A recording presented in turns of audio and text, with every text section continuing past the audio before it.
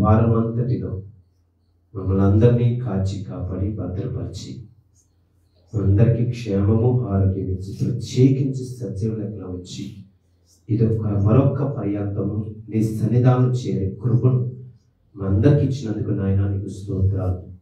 ఈ దినము ఆరాధన చేయడానికి మేమందరం కలిసి నేను స్తుతించడానికి నీ మందిరంలో చేరి ఘనంగా నీ నామాన్ని ఉన్నతంగా స్తుతించడానికి ప్రభా మీరు ఇచ్చిన అవకాశం బట్టి స్తోత్రాలు స్తుతులు చెల్లిస్తున్నాం మా తండ్రి.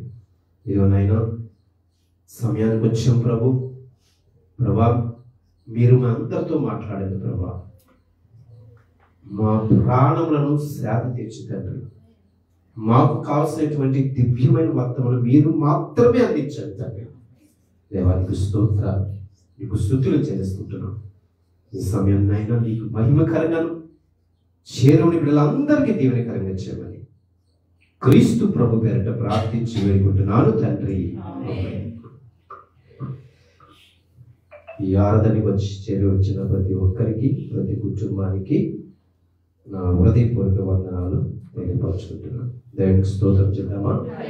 దేవునికి స్తోత్రం, దేవునికి స్తోత్రం, దేవునికి స్తోత్రం. మంచిది. మరొక పర్యంతం దేవుడు ఇచ్చిన అవకాశం మనము సద్వినియోగం చేసుకుందాం. ఈరోజు అంశము మనము ఎవరికి ప్రార్థన చేయాలి. రెండవది ఎవరు ప్రార్థన దేవుడు వింటాడు. మూడవది ఎవరు ప్రార్థన దేవుడు వినడు. మూడు విషయాలు చెప్పుకునే. మొదటిది మనము ఎవరికి ప్రార్థన చేయాలి, ఎవరి ప్రార్థన దేవుడు వింటాడు, దేవుడు ఎవరు ప్రార్థన వినడు. మూడు విషయాలు ఈరోజు మనం జ్ఞానం చేసుకుందాం. దయచేసి అందరూ బైబిల్ గ్రంథం తెలిస్తే కనుక మనం ఇందులో లేఖన భాగాలు చూస్తూ చదవచ్చు, దేవుని వాక్యం ధ్యానించుకుందాం. అపోస్తల కార్యములు 12వ అధ్యాయము. అపోస్తల కార్యములు 12వ అధ్యాయము 5వ వచనం చదువుకుందాం. పేతురు చెరసాలలో ఉంచబడెను. సంఘమైతే అతని కొరకు అత్యాశక్తితో దేవునికి ప్రార్థన చేయుచుండెను. అంటే తండ్రికి ప్రార్థన చేస్తున్నారు. ఎవరు చేస్తున్నారు? మన దేవుడైన అద్భుతమైనటువంటి దేవునికి ప్రార్థన చేస్తున్నారు. అంటే మనం ఎవరికి ప్రార్థన చేయాలి? దేవునికి ప్రార్థన చేయాలి. ఇంకోటి కూడా చూద్దాం. యోహాను సువార్త 14వ అధ్యాయము 11వ వచనం. మీరు నా పేతురు చెరసాల ఉన్నప్పుడు సంఘం అంతా ఆశతో ప్రార్థన చేశారట. ఎవరికి చేశారు? దేవునికి చేశారు. ఇంకా రెండవది ఇక్కడ చదివాం కదా, మీరు నా నామం. ఇది ఎవరు మాట్లాడుతున్నారని ప్రభువైన యేసుక్రీస్తు వారు మాట్లాడుతున్నారు. మీరు నా నామమున దేని అడుగుదురో తండ్రి కుమారుని యందు మహిమపరచుటకై దానిని చేతురు. అంటే నా ద్వారా, అంటే కుమారుడికి మనం అంటే యేసుక్రీస్తు వారికి ప్రార్థన చేయాలి. యేసుక్రీస్తు వారికి ఇంకోటి కూడా చూద్దాం. అంటే యేసుక్రీస్తు ద్వారా తండ్రికి ప్రార్థన చేయాలి. ఎవరి ద్వారా? మన ప్రభువైన యేసుక్రీస్తు ద్వారా తండ్రికి ప్రార్థన చేయాలి. ఇంకోటి మూడోది రోమాపత్రిక. అపోస్తలుడైన పౌలు వారు రోమీయులకు రాసిన పత్రిక 8వ అధ్యాయము 26వ వచనం.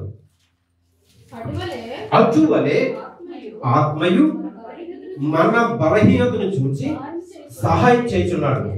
ఏలయనగా మనము యుక్తముగా ఎలాగ ప్రార్థన చేయవలో మనకు తెలియదు కానీ ఉచ్చరింప సఖ్యం కానీ మూలుగులతో ఆ ఆత్మ తానే మన పక్షంగా విజ్ఞాపన చేయించున్నాడు. మీరు మనం ప్రార్థన చేయలేము.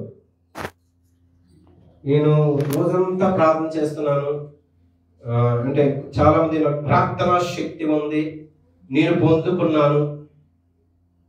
కానీ ఇక్కడ మూడో విషయం ఏంటంటే పరిశుద్ధాత్మ ద్వారా మనం ఏం చేయాలి? దేవునికి ప్రార్థన చేయాలి. మొదటిగా దేవునికి ప్రార్థన చేయాలి. రెండోదిగా యేసుక్రీస్తు కుమారుని ద్వారా ప్రార్థన చేయాలి. ఇప్పుడు పరిశుద్ధాత్మ దేవుని ద్వారా మనం ప్రార్థన చేయాలి. అంటే ఇక్కడ మంచి మాట, ఇక్కడ అటువలే ఆత్మయు మన బలహీనత చూసి సహాయం చేస్తున్నాడు. ఎవరు సహాయం చేస్తున్నారు? పరిశుద్ధాత్మ దేవుడు. మన పరిస్థితిని చూసి మనకి పరిశుద్ధాత్ముడు ఏం చేస్తున్నాడు? సహాయం చేస్తున్నాడు. ఏ సహాయం? ప్రార్థన సహాయం. చదువుతాం. మనము యుక్తంగా ఎలాగో ప్రార్థన చెయ్యవలెనో మనకు తెలియదు. మనకి ఎలా ప్రార్థన చేయాలో తెలియదు. మొట్టమొదటి మనం ఏం ప్రార్థన చేస్తాం? ప్రభా, నా కుటుంబ పరిస్థితి బాగలేదు, నా కుమారుడు స్థిరంగా లేడు, మా కుమార్తెకి వివాహం జరగాలి, నాకు ఉద్యోగం కావాలి, ఇవన్నీ ఓకే అడుగుతారు, మంచిదే.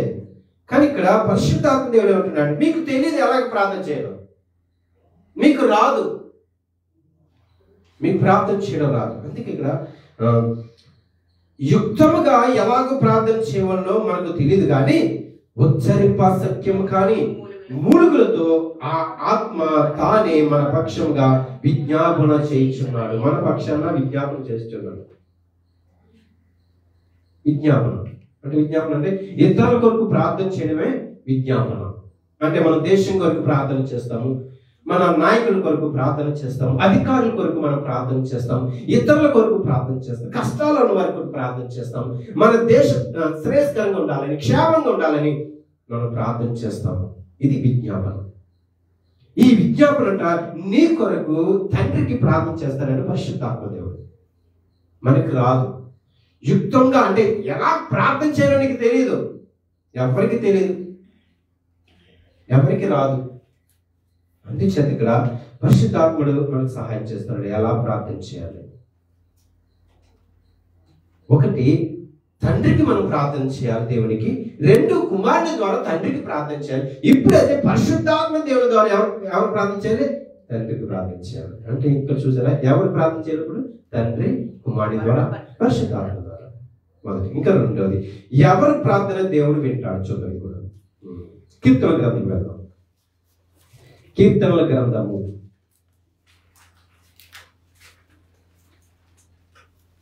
32వ కీర్తన 6వ వచనం. కావున నీ దర్శన కాలమందు భక్తి గలవారందరూ నీకు ప్రార్థన చేయుదురు. ఎవరు ప్రార్థన చేస్తారు దేవునికి? మనం కూడా చెప్పుకున్నాం, లాస్ట్ సండే చెప్పుకున్నాం, దేవుని యందు భయభక్తులు కలిగిన వారు ఆశీర్వాదం పొందుకుంటారని చెప్పుకున్నాం. ఇక్కడ ఈ దావీదు కీర్తన, దావీదు మహారాజు రాసినటువంటి కీర్తనలో 6వ వచనంలో, కావున నీ దర్శన కాలమందు భక్తి గల వారందరూ నిన్ను ప్రార్థన చేయరు. నీకు ప్రార్థన చేస్తారు వాళ్ళు. ఇప్పుడు ఎవరు ప్రార్థన వింటాడు దేవుడు? భక్తి కలిగిన వారు ప్రార్థన వింటాడు, అందరిది కాదు. జాగ్రత్తగా వినాలి. మనం ఏదో చదివిన వెళ్ళిపోతాం. ప్రభా, 1 నిమిషం ప్రార్థించండి, నువ్వు ఎలాగైనా వింటావయ్యా. నిజమే, మంచిదే, నీ పరిస్థితిని బట్టి ప్రార్థన చేస్తావు. కానీ అక్కడ ఏమడుగుతున్నాడంటే, నీ దర్శన కాలమందు భక్తి గల వారు అందరూ నీకు ప్రార్థన చేస్తారు. ఎవరు చేస్తారు ప్రార్థన? భక్తి కలిగినటువంటి వారందరికీ నీకు ప్రార్థన చేస్తారు. అంటే నీకు భక్తి లేకపోతే నువ్వు చేయవు. ఓకే, ఇంకా రెండోది కూడా చూద్దాం. సామెతల గ్రంథంకి వెళ్దాం. సామెతల గ్రంథము 15వ వచనంకి వెళ్దాం. ఓకే, సామెతల గ్రంథము 15వ అధ్యాయము 8వ వచనంకి వెళ్దాం. భక్తిహీనులు అర్పించు బలులు యెహోవాకు హేయములు, యథార్థవంతుల ప్రార్థన ఆయనకు ఆనందకరము. ఇక్కడ ఇంకొక మాట అర్థమవుతుంది మనకి. ఎవరు ప్రార్థనకి ఇష్టము? యథార్థంగా మనం బ్రతకాలి, యథార్థంగా జీవించాలి, యథార్థంగా బ్రతకాలి, యథార్థంగా జీవించాలి. అందుకే భక్తిహీనులు అర్పించు బలులు భక్తిహీనులు అర్పించు బలులు యెహోవాకు హేయములు, అంటే ఇష్టం లేనివి. చాలా చేస్తారు మందిరానికి రాకుండా. ఓకే, భక్తిహీనులు. ఇందాక చెప్పుకున్నాము భక్తుల ప్రార్థన ఆయన ఆలకిస్తాడు. ఇక్కడ అంటున్నాడు భక్తిహీనులు బలులు అర్పించడం అనేది దేవునికి హేయం, అంటే చిరాకు, ఇష్టం ఉండదు. చాలా మంది నేను మందిరం రావడం పర్లేదు, నేను కానుక ఇచ్చేస్తున్నాను చాలు అని సంతోషపడతారు. ఏం పర్లేదు, లేదంటే నేను మంత్లీ ఒకసారి వస్తానని పర్లేదు సర్దుకుంటారు, సరిపెట్టుకుంటారు.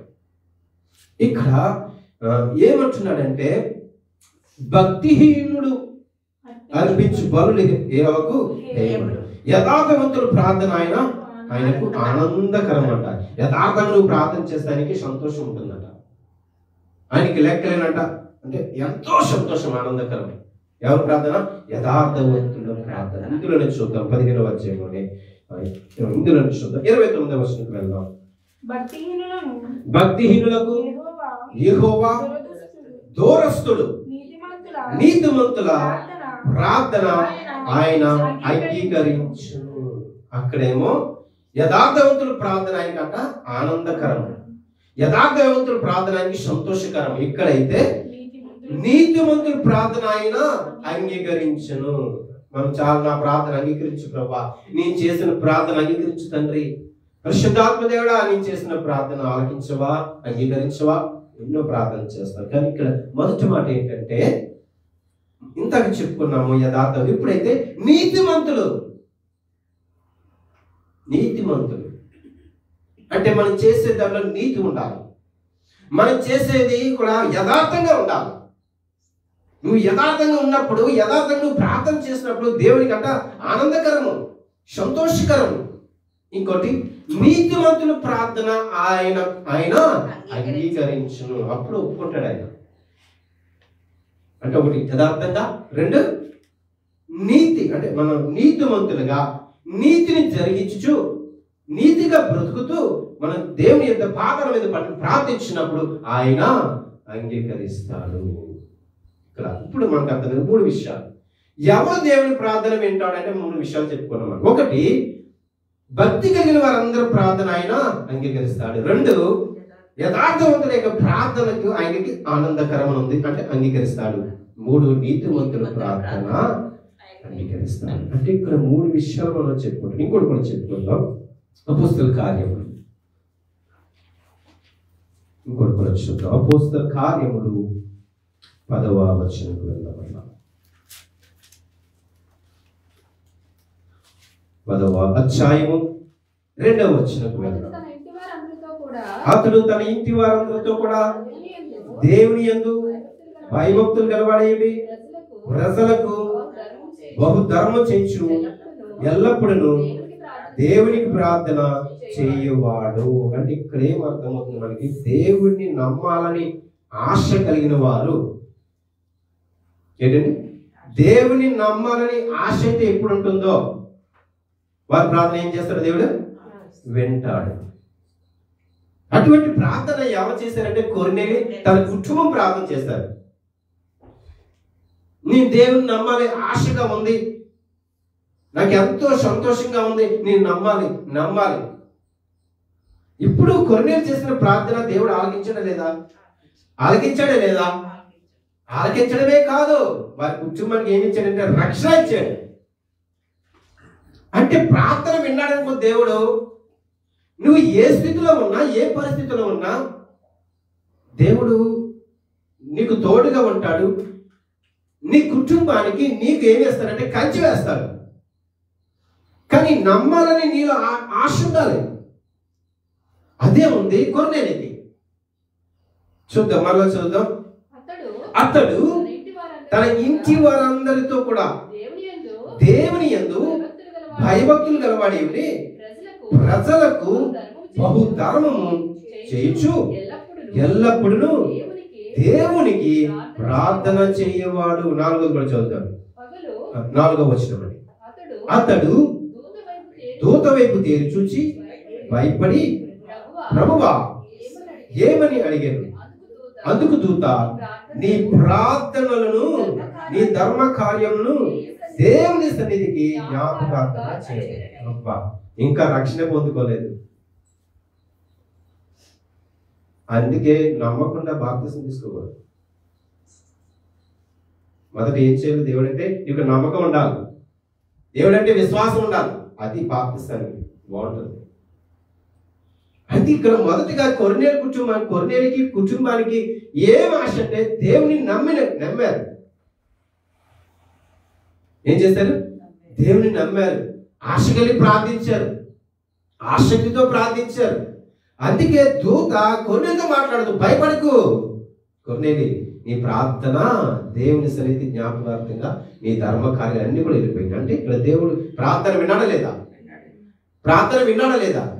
ఇంకా రక్షణ తీసుకోలేదు. ఇంకా తీసుకున్నారా? తీసుకున్నారండి? ఇంకా లేదు. కానీ దేవుడు ప్రార్థన విన్నాడు. కొర్నేలి, నీ ధర్మ కార్యాలు దేవుని సన్నిధికి చేరినాయి, నీ ప్రార్థన దేవునికి చేరింది. అందుకే అక్కడ పేతురుతో మాట్లాడాడు, ఇక్కడ కొర్నేలి దగ్గరికి వచ్చాడు, ఇక్కడ వాక్య పరిచయం చేశాడు. వీళ్ళందరూ వాక్యాన్ని నమ్మి అందరూ కూడా రక్షింపబడ్డారు. అంటే ఇప్పుడు కొర్నేలి ప్రార్థన దేవుడు విన్నాడా లేదా? అంటే కొర్నేలి యథార్థవంతుడు, నీతిమంతుడు, భక్తి కలిగినటువంటి కొర్నేలి. అందుకే దేవుడు కొర్నేలి యొక్క ప్రార్థన దేవుడు అంగీకరించాడు. అంటే ఎంత నమ్మకం అండి, ఎంత దేవుని నమ్మాలని ఆశ ఉంటుంది. ఈ మాట ఎవరికైనా నేను దేవుని నమ్మాలి, ఆశ ఉందని ఎప్పుడైతే నువ్వు ఆశపడతావో దేవుడు ఖచ్చితంగా ఆశగల ప్రాణాన్నైనా తృప్తిపరుస్తాడు.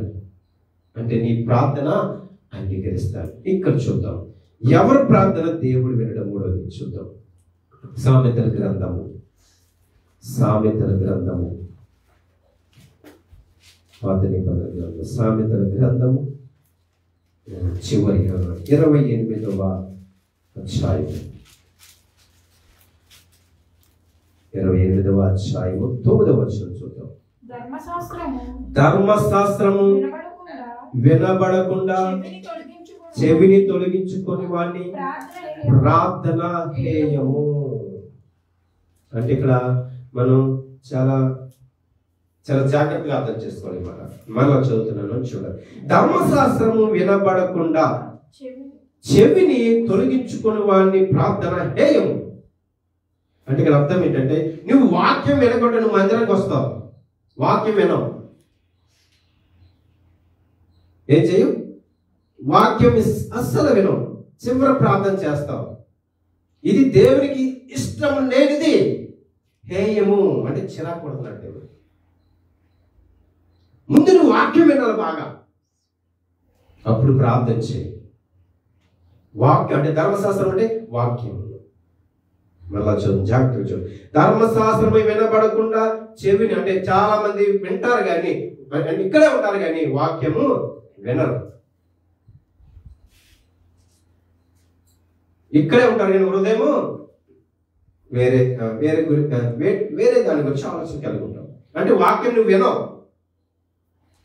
వెనకంటే నువ్వు ఎలా ప్రార్థన చేస్తావు, ఎలా చేస్తావు? ఇదే అడుగుతున్నాను. అందుకే ధర్మశాస్త్రము వినపడకుండా చెవిని చాలా మంది ఏం చేస్తారు, ఇక్కడే ఉంటారు కానీ మనసు అంతా వేరే దగ్గర ఉంటుంది. చెవిని ఇక్కడే పడేస్తావు కానీ ఎక్కడో దేని గురించి ఆలోచన చేస్తాం. అందుకే ఇక్కడ ధర్మశాస్త్రము వినబడకుండా చెవిని తొలగించుకున్న వాడిని ప్రార్థన హేయము. నువ్వు వాక్యం వినకుండా మందిరంలో వాక్యం చదవకుండా ఎలా ప్రార్థన చేస్తావు? దేవునికి ఇష్టమైంది. అందుకే ఈ ప్రార్థన అంట దేవుడు చెప్పేస్తున్నాడు, వీరి ప్రార్థన నేను వినను. సింపుల్. వీరి ప్రార్థన నేను వినను. వాక్యం వినరు కదా మీరు, వాక్యం వినరు, దేవుని గురించి తెలుసుకోరు. నువ్వు మందిరానికి వచ్చావంటే వాక్యం శ్రద్ధగా వినాలి, జాగ్రత్తగా వినాలి. నీ మనసు అంతా కేంద్రీకృతమై ఉండాలి దేవుని వైపు. చక్కగా దేవుని మాటలు ఉపదేశం నువ్వు ఆలకించాలి. ఆలకించిన తర్వాత నువ్వు వాక్యం ద్వారా ప్రార్థన చేస్తూ వాక్యాన్ని ఎత్తిపట్టుకొని, ప్రభా ఈ వారం నాతో మాట్లాడవయ్యా, ఈ వారం అంతా నన్ను కాపాడదండి, ఈ విధంగా మాట్లాడావు, ఈ విషయం వచ్చి నాతో మాట్లాడావు ఈరోజు నేరుగా అని వాక్యం ద్వారా ప్రార్థించిన దేవుడు ప్రార్థించు. అంతేగాని వాక్యం వినకుండా చివరి ప్రార్థన పోవాలి, ప్రభా నాకు ఎన్ని కష్టాలు వచ్చినాయా, ఎన్ని వచ్చి స్నేహితులే నాకు సహాయం చేయమన్నమాట. ఏం ప్రయోజనం అది? వాక్యము ఏం చేయాలి? వినాలి. ఇంకోటి కూడా చూద్దాం, యెషయా గ్రంథంకి వెళ్దాం. ప్రవక్త యెషయా గ్రంథము మొదటి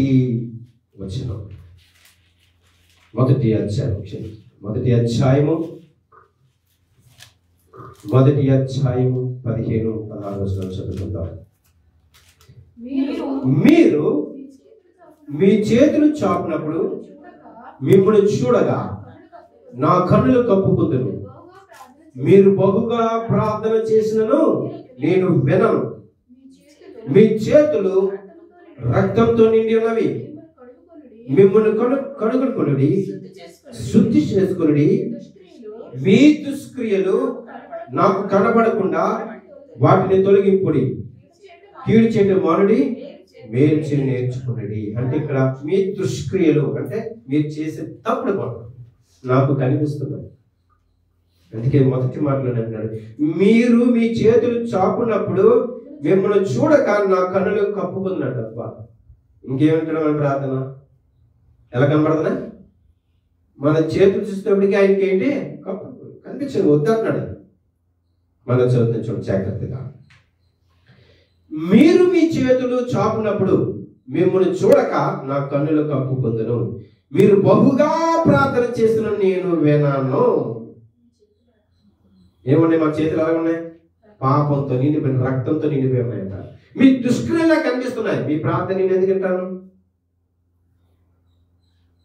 ఈరోజు బాగా మాట్లాడుతున్నాడు కదా దేవుడు, మంచిగా మాట్లాడుతున్నాడు కదా దేవుడు. మీ చేతులు చాపున్నప్పుడు వాటిని చూడకుండా ఏమన్నాడు? నేనేం కప్పుకుంటున్నాను అన్నాడు?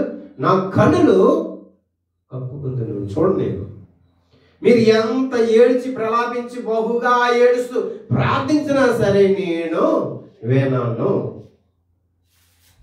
చాలా బాధకరంగా ఉంటుంది ఈ మాట వింటే. మనకి దేవుడు ఈ మాట అంటుంటే మన పరిస్థితి ఏంటండి? మన ప్రార్థన వినకపోతే ఏంటి? మన బ్రతుకులు ఏంటి? మన స్థితి ఏంటి? ఎక్కడికి వెళ్ళిపోతుంది? ఎక్కడికి వెళ్తాం మనం? మీ చేతుల రక్తంతో నిండి ఉన్నవి. మిమ్మల్ని కడుగుకొనిడి, శుద్ధి చేసుకునిడి. మీ దుష్క్రియలు నాకు కనపడకుండా వాటిని తొలగింపుడి. సరే, ఎన్ని మాటలు చెప్తున్నాడు దేవుడు. కడుక్కోవాలంట, శుద్ధి చేసుకోవాలి. మీ దుష్క్రియలు కనబడుతున్నాయి నాకు. మీ చేతులు చాపినప్పుడు రక్తంతో నిండిపోయినాయి. నేను ఎందుకంటాను మీ ప్రార్థన? అందుకే నేను చూడను, నా కళ్ళు నేను కప్పుకుంటున్నాను. ఎవరంటారంటే మాట? నిన్ను చేసిన దేవుడు, తన పోలికలను చేసిన దేవుడి మాట అంటుంటే మనం ఎక్కడికి వెళ్ళిపోతామండి? ఇంకా మన కన్న తండ్రి ఎలాగంటుంటే మన పరిస్థితి ఏంటండి? అందుకే అంటున్నాడు, మీ ప్రార్థన నేను వినను. మీరు ముందేం చేయాలి? శుద్ధి చేసుకోండి, జాగ్రత్తగా ఉండండి, మీ దుష్క్రియ నుంచి దూరంగా పారిపోండి. అప్పుడు మీ ప్రార్థన నేను వింటాను. కూడా చూద్దాం. ఇర్మియా గ్రంథము 7వ అధ్యాయం. ఇర్మియా గ్రంథం 7వ అధ్యాయం 16వ వచనం. కాబట్టి నీవు ఈ జనము కొరకు ప్రార్థన చేయకుము, వారి కొరకు మొరైనను ప్రార్థనైనను చేయకుము, నన్ను ప్రతిపాలు కొనకుము, నేను నీ మాట వినను. ఎవరు చెప్తున్నాడు? ప్రవక్త ప్రార్థన చేస్తున్నాడు ప్రజల నుంచి, ఇశ్రాయేలు ప్రజల నుంచి ప్రార్థన చేస్తున్నాడు. ఎవరంటే ఇర్మియా. ప్రవక్తని ఇర్మియా ప్రార్థన చేస్తున్నాడు. ఎవరికి? తండ్రికి. ప్రభావాన్ని క్షమించంటే నువ్వు మాట్లాడుకో అన్నాడు. దయచేసి నువ్వు మాట్లాడు, నువ్వు చెప్పింది కూడా నేను విన్నా అంటాడు. ఇశ్రాయేలు ప్రజలు ప్రార్థన చేస్తున్నారు, మొరపెడుతున్నారంటే వద్దు, నేను వారి మాట. ఎందుకంటే వారు దేవునికి లోబడని ప్రజలు, వాళ్ళు దేవుని మాట వినని ప్రజలు వాళ్ళు. నేను వినను వారి మాట. దయచేసి వారి గురించి నువ్వు ప్రార్థన చేయకంటే ఒక ప్రవక్త గురించి మాట్లాడుతున్నాడు దేవుడు. దయచేసి నువ్వు వారి గురించి ప్రార్థన చేయకు. ఇది అందరికి గుర్తిస్తుందా? ఇప్పుడు చెప్పండి, మీ గురించి అంటే కొంతమంది గురించి ప్రార్థన చేయాలా? మరలా చదువుతుంది చూడండి, మరలా చదువుతుంది జాగ్రత్తగా. కాబట్టి నీవు ఈ జనము కొరకు ప్రార్థన చేయకము. మొదటి మాట చూపిస్తున్నాడు. ఈ జనం గురించి, ఈ ఇశ్రాయేల్ ప్రజలు అంటే ఇశ్రాయేల్ ప్రజల గురించి అంటే మనకు కూడా వర్తిస్తుంది. ఈ ప్రజల కొరకు నీవు ప్రార్థన చేయకము. నెక్స్ట్, వారి కొరకు మొరనైనను ప్రార్థనైనను చేయకము. నన్ను బ్రతిమాలుకొనకము, నేను నీ మాట బ్రతిమాలుతున్నాను. దయచేసి వారి గురించి ప్రభాని బ్రతిమాలుతున్నాను అంటాం కదా. అయ్యో వారు చేసేటప్పుడు క్షమించిన ఆయన అసలు విన్నాను. ఎందుకంటున్నాడు? ఎంత కోపంగా ఎందుకుంటున్నాడు దేవుడు? దయచేసి వారి గురించి నువ్వు చేయకు, వారి గురించి నువ్వు బ్రతిమాలుకోకు, నన్ను దయచేసి వద్దు, నీ మాట కూడా నేను వినను. ఒక భక్తుడి గురించి చెప్తున్నాడు ఇర్మియా ప్రవక్త. ఎంత ప్రార్థన పరుడు, ఎంత విలపించాడు ఇశ్రాయేల్ ప్రజల గురించి, వారు రక్షింపబడాలని ఎంత ప్రార్థన చేసిన మంచి భక్తుడు ఇర్మియా. ఆ ఇర్మియా భక్తుడి మాట, నీ మాట కూడా నేను వినను. ఈ ప్రజల గురించి ప్రార్థన చేయకు, వారి గురించి మొరపెట్టుకో, వారి గురించి నువ్వు మొరపెట్టవద్దు. ఎంత భయం వేస్తుందని మాటలు వింటుంటే. ఈ జనం గురించి నువ్వు ప్రార్థన చేయకు ఇర్మియా, వారి గురించి నువ్వు మొరపెట్టద్దు ఇర్మియా, వారి గురించి నువ్వు కన్నీరు కార్చవద్దు. ఇంకా మొదటి మాట అంటే వీరి గురించి ప్రార్థన చేయకు. ప్రార్థన చెప్తే మనం బ్రతుకుతామండి? బ్రతకగలమా చెప్పండి? బ్రతకలేము. అందుకే 3 విషయాలు ఈరోజు పరిశుద్ధ ఆత్మదేవుడు, తండ్రి అయిన దేవుడు, కుమారుడైన యేసుక్రీస్తు ప్రభు వారి గురించి మనం కొన్ని విషయాలు మనం నేర్చుకున్నాం. ఎవరికి ప్రార్థన చేయాలి, దేవుడు ఎవరు ప్రార్థన వింటాడు, దేవుడు ఎవరు ప్రార్థన వినడు, 3 విషయాలు. ఇవన్నీ మనం లేఖన భాగాల్లో చదువుచున్నాం, లేఖన భాగాల్లో చూసాం. కానీ చివరి మాట ఎంత భయంకర మాట అంటే దేవుడే అంటున్నాడు, వీరి గురించి ప్రార్థన చెయ్యకు. వీరు దేవునికి లోబడి జనాంగం, వీరు దేవునికి లోబడని వారు. వీరి గురించి ఎందుకు చేస్తున్నావు ఇర్మియా? దయచేసి నీవు చేసిన ప్రార్థన వినను. వారి గురించి నువ్వు మొరపెట్టదు ఎట్టి పరిస్థితులు, వారి గురించి నువ్వు అడగవద్దు. చివరికి నీ మాట కూడా నేను విన్నాను. దయచేసి ఆ విషయంలో నువ్వు నన్ను బ్రతిమాలుకొనవద్దు, వారి గురించి మొరపెట్టకుండా అవద్దు అంటున్నాడు. ఏంటి పరిస్థితి? మన పరిస్థితి ఏంటంటారు చెప్పండి? ప్రార్థన ప్రతి పరిస్థితి మారుతుంది అంటాం కదా. అందుకే మనము ఎలాగ ప్రార్థన చేయాలంటే, నీతిగా బ్రతికినప్పుడు, మనం నీతిగా జీవించినప్పుడు, ఈ సమాజంలో యథార్థంగా బ్రతుకున్నప్పుడు అంట దేవుడు ప్రార్థన ఆలకిస్తాడు. చాలా మంది దేవుడు నా ప్రార్థన ఆలకించడం లేదు, నేను ఎంతగా మోకరించి ప్రార్థిస్తున్నాను, దేవుడు నా ప్రార్థన వినడం లేదు. కానీ నీ ప్రార్థన ఎలా ఉంది?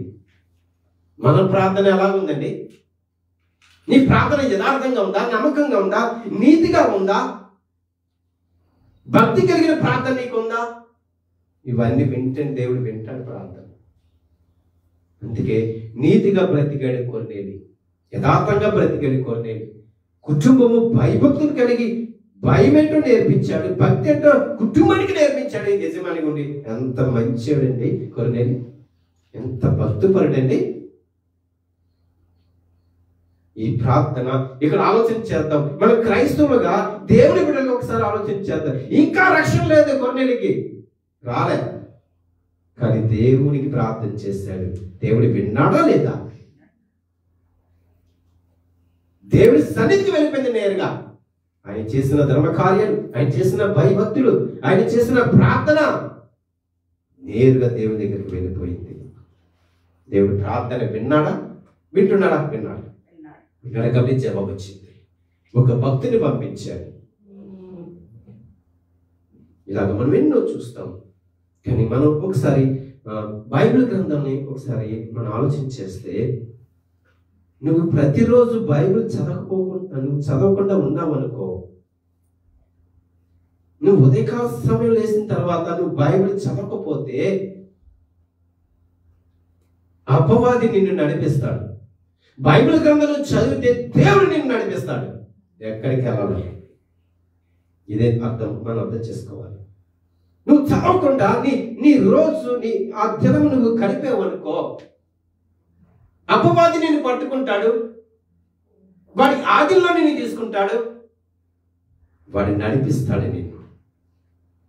కానీ బైబిల్ గ్రంథం అయితే నువ్వు చదువుచున్నప్పుడు ప్రతి మాట, వచనము, అధ్యాయము, గ్రంథము నువ్వు చదువుచున్నప్పుడు అందులో ఉన్నటువంటి మంచి మార్గము,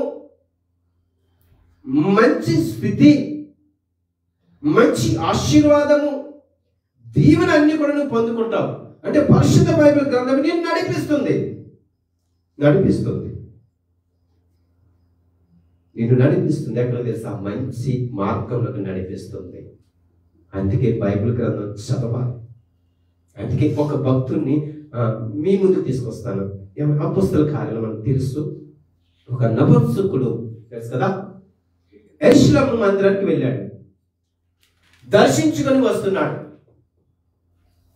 ఇప్పుడు చాలా మంది మనము బైబిల్ ప్రతి ఆదివారం మందిరానికి వస్తాం. సేవకులు చెప్తారు, వర్తమానం వింటారు, చక్కగా ఆరాధన చేస్తారు, అందరితో కలిసి ప్రార్థన చేస్తాము, చివరికి మన గృహాలకు వెళ్ళిపోతాం. తర్వాత నువ్వు ఈ వారం అంతా ఏం చేస్తావు? నువ్వు అసలు బైబిల్ గ్రంథమే తీయవు. కానీ ఇక్కడ ఒక విషయం మీకు తెలియపరచాలని ఆశపడుతున్నాను. ఇప్పుడు నపుంసకుడు వస్తున్నాడు రథం మీద, యెరూషలేము దేవాలయాన్ని దర్శించుకుంటూ వస్తున్నాడు. వస్తుంటే ఇక్కడ చాలా జాగ్రత్తగా ఉందన్నమాట. ఈ యొక్క నపుంసకుడు వస్తుంటే గ్రంథాన్ని చదువుతున్నాడు. హల్లెలూయా. ఎక్కడికి దర్శించుకొని వచ్చాడు? యెరూషలేము మందిరాన్ని దర్శించుకొని వచ్చాడు. మనం చేస్తామా? ఆదివారం ఒక్కరోజు పట్టుకుంటాం బైబిల్ నుంచి. అందులో ఏ వాక్యం ఉందో నీకు తెలీదు, ఏం చదువుతున్నాడో నీకు తెలీదు. హడావుడి. కానీ ఇక్కడ అవసరమేమని చెప్పండి, దేవుని దర్శించుకున్నాడు నపుంసకుడు, వస్తున్నాడు. ఎందుకు చదవాలి? ఇప్పుడు దానికి ఏం కలిగింది అంటారు చెప్పండి? కొర్నేలికి ఏం కలిగింది? దేవుని నమ్మాలని ఆశ కలిగింది. ఎవరికి? నపుంసకుడు. ఏంటిది? యెషయా గ్రంథం చదువుతున్నాడు 53. ఎవరి గురించి చెప్తున్నది? తెలియదు కదా. గ్రంథం చదువుతున్నాడు. యెషయా గ్రంథం 53వ అధ్యాయం చదువుతున్నాడు. యేసు ప్రభువు మొదటి తేబడిన గొర్రె పిల్ల బొచ్చు కత్తింతు వారి వల్ల ఎదుట మౌనంగా ఉందని చదువుతుంది. అర్థం కావట్లేదు. ఏంటండి ఇది? ఏంటి నాకు అర్థం? ఎవరి గురించి చెప్తున్నారు? ఇది ఎవరి గురించి ఇది అంటే తనలో ఏమొస్తుంది? ఆశ వస్తుంది, ప్రశ్న వస్తుంది, తృష్ణ కొంటున్నాడు. ఇది ఎవరైనా నాకు చెప్తే బాగుండు, అంటే ఇక్కడ అర్థం చేసుకోండి. వాక్యం చదివనుకో, బైబిల్ గ్రంథం చదివనుకో, దేవుడు నిన్ను నడిపిస్తాడు. కాబట్టి వెంటనే పరిశుద్ధాత్మ దేవుడు ఏం చేశాడని పిలుపుని పంపించాడు. ఎక్కడికి? ఎవరి దగ్గరికి? నపుంసకుడి దగ్గరికి. అంటే ఇక్కడ మనకు అర్థం చేసుకున్న విషయం ఏంటంటే, నువ్వు గ్రంథం చదివినప్పుడు బైబిల్ గ్రంథం చక్కగా దేవుడు అంటే ఇప్పుడు ఏంటంటారు? ఇక్కడ అర్థం చేసుకోండి. ఇంకా రక్షణ తీసుకోలేదు. అర్థమవుతుంది ఇక్కడ? ఇంకా రక్షణ తీసుకోలేదు. కానీ ఈ యొక్క ఆశ ఎవరి దగ్గరికి వెళ్ళింది? అది అలా ఉండాలండి. అలా ఉంది. ఎవరికి ఈ రోజు ఆశ చెప్పండి? వాక్యం చదవాలి. ఎవరికి చెప్పండి ఆశ? ప్రార్థన చేయాలి. ఎవరికి ఉందండి మందిరానికి రావాలని ఆశ? ఎవరికి చెప్పండి? క్రైస్తవులు చెప్పుకోవడం తప్ప ఎవరికి చెప్పండి? ఎప్పుడైతే ఆశ కలిగింది, 53వ అధ్యాయం చదువుతున్నాడు, యెషయా గ్రంథం చదువుతున్నాడు. ఇది ఎవరైనా నాకు చెబితే బాగుంటుంది, ఇది ఎవరైనా వివరిస్తే బాగుంటుంది, ఇది నాకు తెలియపరిస్తే బాగుందంటే ఈ ఆశ దేవుని దగ్గరికి వెళ్ళిపోయింది. ఇంకా రక్షణ తీసుకోలేదు. వెంటనే పిలుపుని పంపించాడు. ఆ గ్రంథాన్ని చదివి వివరించి చెప్పాడు. ఇది ఎవరి గురించో తెలిసిన ఆయన? ప్రభుని యేసుక్రీస్తు ప్రభువారు మన ఈ లోకానికి వచ్చారు. ఈ లోకంలో సువార్త ప్రకటించారు. మనందరి కొరకు ఆయన ప్రాణం పెట్టాడు. మనందరికీ రక్షణ ఇవ్వాలని అన్నాడు. అంతే. నీకు అభ్యంతరమా? నేను ఇప్పుడే తీసుకుంటాను అన్నాడు. ఎంత స్పీడ్గా అయిపోయింది కదా. చాలా మంది పెళ్లి బాధిస్తారు, రకరకాలు వచ్చేసినాయి, ఇప్పుడు చాలా వచ్చేసినాయి. కానీ తన జీవిత చరిత్రను మనం ఆలోచన చేస్తే వింటే కనుక నపుంసకుడు ఎంత అద్భుతమండి. అంటే వాక్యం చదివాడు, ఆశపడ్డాడు, ఇది ఎవరైనా నాకు వివరిస్తే బాగుండును అని ఆశపడ్డాడు. వచ్చాడు, ఫిలిప్పు భక్తుడు వచ్చాడు, వివరించాడు. ఇది యేసుక్రీస్తు ప్రభువారి గురించి చెప్పాడు. ఆయన చనిపోయాడు, మన కొరకు తిరిగి లేచాడు, పునరుద్ధరణుడయ్యాడు, మరలా రాడే ఉన్నాడని చెప్పిన తర్వాత తనకి ఏం కలిగిందంటే నాకు రక్షణ కావాలి అన్నాడు. అంటే మనం కూడా ఆలోచన చేస్తే మనం మందిరానికి వెళ్తాము, నువ్వు మందిరానికి వెళ్తావు. అలాగే యెరూషలేము దేవాలయాన్ని దర్శించాడు నపుంసకుడు, తిరిగి వస్తున్నాడు. నువ్వు వెళ్ళిపోతున్నావు ఇంటికి. చదువుతున్నావా? వాక్యం ఎక్కడ చదువుతావు? మనం ఆ మూలన పెడతారు, జాగ్రత్తగా దాస్తారు బైబిల్ గ్రంథాలు. సండే వస్తే ఏం చేస్తారు? దాన్ని నీట్గా తుడిసి అప్పుడు మళ్ళా తీసుకొస్తారు. కానీ నపుంసకుడు అలా కాదు. వస్తున్న రహదారిలోనే చదువుతున్నాడు, చదువుతున్నాడు, చదువుతున్నాడు. అక్కడితో విడిచిపెట్టలేదు. నేను మందిరానికి వెళ్ళానే, యెరూషలేము దర్శించుకున్నానే, ఇంక అయిపోయింది, చాలా బాగా దేవుని దీవించదు అనుకోలేదే. గ్రంథాన్ని చదువుతున్నాడు. చేత మనం చదివినప్పుడు, అలాగే మనం చదివితే, నువ్వు గ్రంథాన్ని ప్రతిరోజు నువ్వు అన్వయించుకుంటే, నువ్వు చదివితే కనుక దేవుడు నీకు ఒక మార్గం చూపిస్తాడు, నడిపిస్తాడు.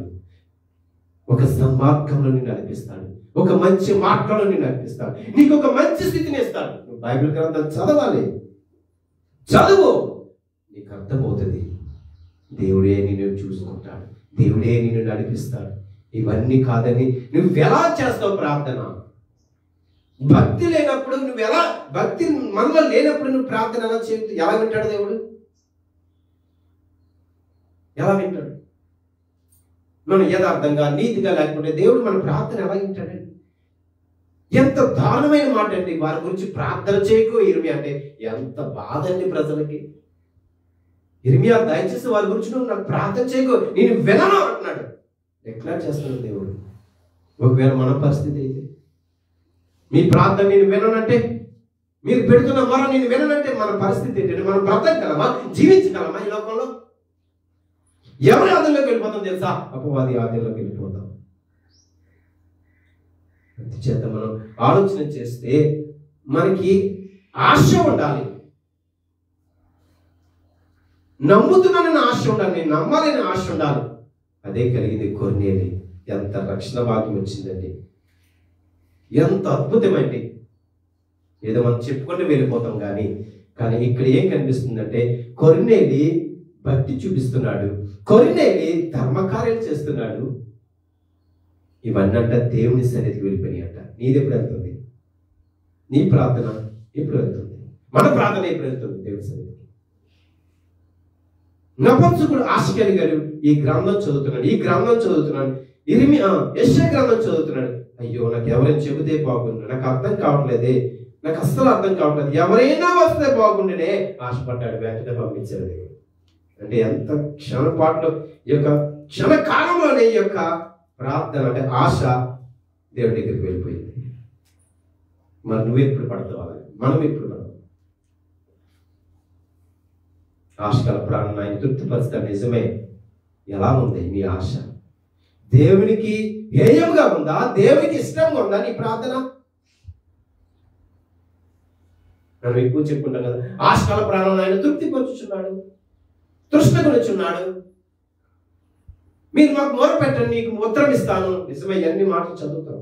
కానీ మనం జాగ్రత్తగా ఈ ఆలోచన చేస్తే మనం చివరిగా మనం తెలుసుకోవాల్సింది ఏంటంటే, నువ్వు బైబిల్ గ్రంథం చదవాలి. ఆ రోజు నువ్వు చదివితే దేవుడు ఆ రోజు నీకు నడిపిస్తాడు. నడిపించడమే కాదు, నీకు ఒక ఉన్నతమైన స్థితిని ఇస్తాడు దేవుడు. దేవునికి స్తోత్రం. అందుకే పరిశుద్ధ బైబిల్ గ్రంథం ఇచ్చింది మన సంఖ్యలో పెట్టుకోవడానికి కాదు, వీరు వాళ్ళ దాచుకోవడానికి కాదు. ఎందుకు ఇచ్చాడు? పరిశుద్ధాత్మ దేవుడు. ఎంతమంది భక్తులు రాశారంటే దేవుడి ప్రేరణ వల్ల, పరిశుద్ధాత్మ ప్రేరణ రాయబడినటువంటి గ్రంథాన్ని దాచుకోవడానిక? నేను క్రైస్తవుని సండే తీసుకుని సంఘంలో పెట్టుకుని రావడానిక? దేనికి? చదవడానికి. చదివితేనే నీకు అర్థమవుతుంది నీ జీవితం ఏంటో. చదివితే నీకు అర్థమవుతుంది నీ కుటుంబ పరిస్థితి ఏంటో. చదివితే నీకు అర్థమవుతుంది దేవుడు ఎంత గొప్ప దేవుడు నీకు అర్థమవుతుంది. అందుకే మనం మనుషులు నమ్ముకున్నది కంటే దేవుణ్ణే మనం నమ్ముకోవాలి. దేవుణ్ణే మనం నమ్ముకోవాలి. నువ్వు చేసి అక్కర్లేదు, మనుషులు చూడక్కర్లేదు. దేవుని సన్నిధికి వెళ్తే చాలు. దేవుని సన్నిధి నుంచి నీకు జవాబు వస్తుంది. కనుక ప్రియ సహోదర సహోదరి, వింటున్నటువంటి నీ ప్రార్థన వింటున్నాడా లేదా? ఈ రోజు మనం 3 విషయాలు మనం నేర్చుకున్నాం. ఎవరికి ప్రార్థన చేయాలి? దేవుడు ఎవరి ప్రార్థన వింటాడు? దేవుడు ఎవరి ప్రార్థన వినడు? 3 విషయాలు ప్రార్థన గురించి వచ్చినాయి. కానీ చివరిది చాలా ఆలోచన చేయవలసిన విషయం. అది దేవుడు ఎవరి ప్రార్థన వినడు? ఎవరి ప్రార్థన వినడు? దుష్క్రియలు చేసిన వారు, ప్రజలు, దేవునికి లోబడని వారు, అంటే దేవుని మాట వినని వారు ప్రార్థన వినడు. దేవుని మాట అంటే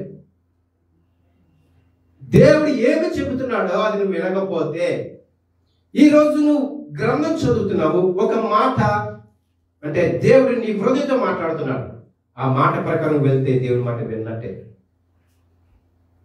అది చేతన్నాడు, ఈ ప్రజలు నా మాట వినని ప్రజలు ఇర్మియా, ఈ జనాంగం చెందుతున్నాడు. ఈ జనం గురించి నాకు ప్రార్థన చెయ్యకు ఇర్మియా, వీరి గురించి నాకు మొరపెట్టుకు ఇర్మియా, వీరి గురించి నన్ను బ్రతిమాలు కొనకము, దయచేసి నీ ప్రార్థన కూడా నేను విన్నాను.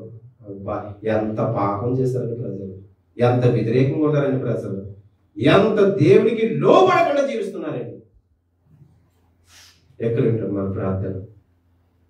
అందుకే దయచేసి అవసరతను బట్టి మనం ప్రార్థన చేయకూడదు. నీకు అక్రత వచ్చిందని ప్రార్థన చేయకూడదు. ఇందాక చెప్పాను, అందుకే మనకి ప్రార్థన ఎలా చేయాలో మనకి తెలీదు. నువ్వు యుక్తంగా ప్రార్థన చేయడం నీకు రాదు. పరిశుద్ధాత్మ దేవుడి సహాయం కావాలి. పరిశుద్ధాత్మ దేవుడి సహాయం నీకు కావాలి. వాక్యం చదువు, అప్పుడు నీకు నేర్పిస్తాడు ప్రార్థన ఎలా చేయాలో, ప్రార్థన యాగం ఎలా చేయాలో దేవుడు నేర్పిస్తాడు నీకు. పరిశుద్ధాత్మ దేవుడు ఉచ్చరింప సత్యం కాని ములుగులతో విజ్ఞాపన చేస్తాడండి. ఎవరి గురించి? మన గురించి. ఎంత ధన్యత అది. కానీ అటువంటి పరిస్థితి నీకు రావాలంటే నువ్వు కూడా ఏం చేయాలంటే వాక్యం చదువు. యేసయ్యా, ఈ స్థితిలో మా కుటుంబాన్ని ఉంచినందుకు నీకు వందనాలయ్యా. ఎన్ని కష్టాలున్నా, ఇబ్బందులున్నా, ఏ పరిస్థితుల్లో ఉండే ఈ మాట చెప్పావంటే నిజంగా పరిశుద్ధాత్మ సహాయమే నీకు ఉన్నట్టు. దేవుని స్తోత్రం. నీ పరిస్థితిని బట్టి కృంగిపోవద్దు. నీ పరిస్థితిని బట్టి దేవునికి ప్రార్థించు. నీకు చేయలేని పరిశుద్ధాత్మ తండ్రి నాకు సహాయం చేయ. నా సమస్యను బట్టి నేను ప్రార్థించలేకపోతున్నాను, నా స్థితిని బట్టి నేను ప్రార్థించలేకపోతున్నాను. ప్రభు, నా తరపున నువ్వు విజ్ఞాపన చేస్తావు కదా. పరిశుద్ధాత్మ తండ్రి నాకు నేర్పించేయ్యా, ప్రార్థన నేర్పించేయ్యా. అనేక విషయాలు నేర్పించమని అడుగుతున్నావు కదా. కనుక దయచేసి మనం ప్రార్థన ఎవరికి చేయాలి? తండ్రికి చేయాలి. కుమారుడు యేసుక్రీస్తు ద్వారా, పరిశుద్ధాత్మ ద్వారా మనం ప్రార్థన చేయాలి. కానీ ఈ రోజు మనకి చెప్పాడు దేవుడు, ఎవరు ప్రార్థన నేను వింటాను, ఎవరు ప్రార్థన వినను. యథార్థమైన ప్రార్థన, నీతి కలిగిన ప్రార్థన చేసిన, భక్తి కలిగిన ప్రార్థన చేసిన దేవుడు ఖచ్చితంగా మన ప్రార్థన వింటాడు, మనకి జవాబిస్తాడు. పరిశుద్ధ వాటిని దీవించి ఆశీర్వదించును గాక. ప్రార్థన చేసుకుందాం. పరిశుద్ధమైన మా తండ్రి, ప్రేమ కలిగిన యేసు, ఘనమైన పరిశుద్ధమైన ఘనమైన నామానికి స్తోత్రాలు చెల్లిస్తున్నాం మా తండ్రి. ఈ ప్రత్యేకమైన సమయంలో మీకు కృతజ్ఞత స్తుతులు చెల్లించుకుంటున్నామయ్యా. దేవా, ఈ దినాన ప్రభు ప్రార్థన గురించి ఎవరు ప్రార్థన వింటారు, ఎవరు ప్రార్థన వినరు, గొప్ప విషయాలు మాకు బయలుపరిచినందుకు, తెలియపరిచినందుకు నాయన మీకు స్తోత్రాలయ్యా. ఈ ఆరాధనకు వచ్చిన ప్రతి ఒక్కరిని జ్ఞాపకం చేస్తుంది ప్రభా. దయతో వారి కుటుంబాన్ని దర్శించు మా తండ్రి. వారి ప్రార్థన ఆలకించి ప్రతిఫలం దయచేయి మా తండ్రి. నీకు స్తోత్రాలయ్యా. దేవా, అదే రీతిగా నాయన ఆన్లైన్ ద్వారా ఎవరైతే వీక్షించారో వారిని, వారి కుటుంబాన్ని కూడా జ్ఞాపకం చేసుకునే తండ్రి. ఈ దయలో ప్రతి ఒక్కరిని దర్శించుకుని క్రీస్తు ప్రభు పేరిట ప్రార్థించి వేడుకుంటున్నాను తండ్రి. తండ్రి, కుమారుడు, పరిశుద్ధాత్మ త్రియేక దేవుని దీవెన, ఆశీర్వాదం ఇప్పుడు ఎల్లప్పుడూ సదాకాలం ఈ ఆరాధనకు వచ్చిన ప్రతి ఒక్కరిని, వారి కుటుంబాన్ని, అదే రీతిగా ఆన్లైన్ ద్వారా ఎవరైతే వీక్షించారో వారిని, వారి కుటుంబాన్ని సదాకాలం తోడుకొని మీరందరినీ నడిపించిన దాకా.